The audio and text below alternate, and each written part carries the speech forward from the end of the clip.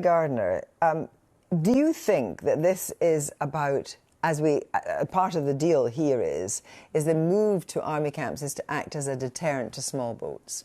That's reasonable, isn't it?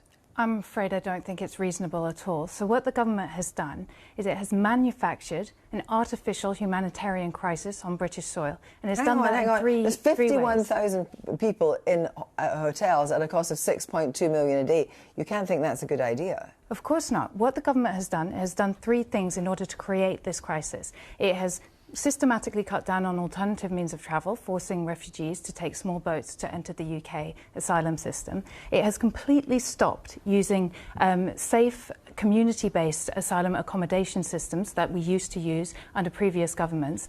And it has, most importantly, thirdly, completely stopped making asylum decisions. It's stopped processing asylum claims entirely. And that's why there's now so many people in the backlog waiting for a decision on their claim. Is because the government has completely given up on its responsibility to do its job and give them decisions. So do you think this is being seen as an alternative to the Rwanda scheme or as an adjunct?